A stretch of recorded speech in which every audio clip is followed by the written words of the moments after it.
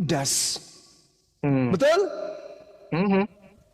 Siapa yang menyerahkan Yesus kepada tentara Romawi? Yudas, betul? Yudas. Ya. Betul, betul. Apa akibat daripada pelaporan Yudas, pengkhianatan Yudas terhadap gurunya? Yesus ditangkap, betul? Iya. Apa akibat Yesus ditangkap? Yesus dibunuh, betul? Tepat. Siapa yang gembira dan tepuk tangan ketika Yesus berhasil dibunuh? Jawab. Kaum Israel yang menentang dia. Iblis. Mari kita buktikan. Mari kita buktikan bahwasanya yang tepuk tangan itu adalah iblis. Saya bacakan data kepada saudara.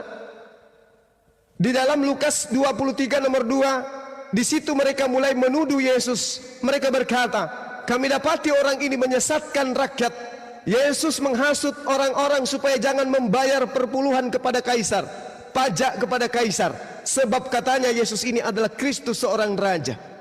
Kemudian di dalam Yohanes 11 nomor 45 sampai 53, dengarkan baik-baik.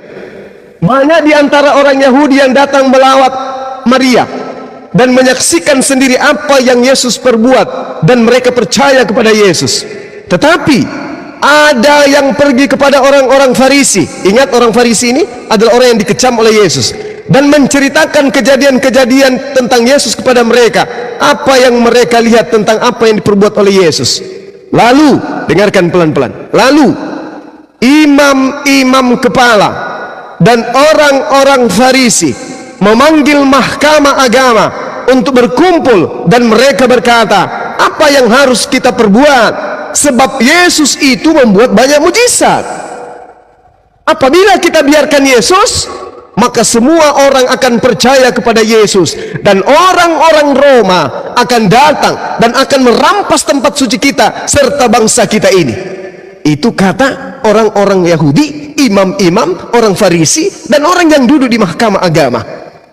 Tetapi seorang di antara mereka, yaitu Kayafas, imam besar pada tahun itu, mereka berkata, kamu tidak tahu apa-apa, dan kamu tidak insaf, bahwa lebih berguna bagimu jika satu orang Yesus yang mati untuk bangsa kita, daripada seluruh bangsa kita ini binasa. Subhanallah. Hal itu dikatakan bukan dari dirinya sendiri, tetapi sebagai imam besar pada tahun itu, ia bernubuat, Kafayas bernubuat bahwa Yesus akan mati untuk bangsa itu, dan bukan untuk bangsa itu saja, tetapi juga untuk mengumpulkan dan mempersatukan anak-anak Tuhan yang bercerai-berai. Mulai hari itu mereka kemudian sepakat untuk membunuh Yesus. Berarti pembunuhan terhadap Yesus bukan karena menghapuskan dosa, tetapi karena kecemburuan sosial, karena politik, karena Yesus pengaruhnya jauh lebih besar daripada mereka-mereka ini, dan takut tidak mendapatkan pajak sehingga tidak ada setoran kepada kekaisaran Romawi pada saat itu. Maka mau tidak mau Yesus harus diselesaikan, Yesus harus disingkirkan, sebab dia telah menodai kemudian perpajakan yang ada. Buktinya, coba anda lihat di dalam Matius 27 nomor 18. Pilatus sebagai gubernur pada saat itu mengatakan, saya mengetahui bahwa orang-orang ini telah menyerahkan Yesus karena mereka dengki, iri, cemburu kepada Yesus. Matius 27 nomor 18. Lengkapnya anda coba lihat di dalam Matius 26 data nomor 59. Apa yang terjadi di sana, Bung? Imam-imam kepala, bahkan seluruh mahkamah agama mencari kesaksian-kesaksian palsu untuk Yesus, supaya Yesus bisa dihukum mati. Subhanallah.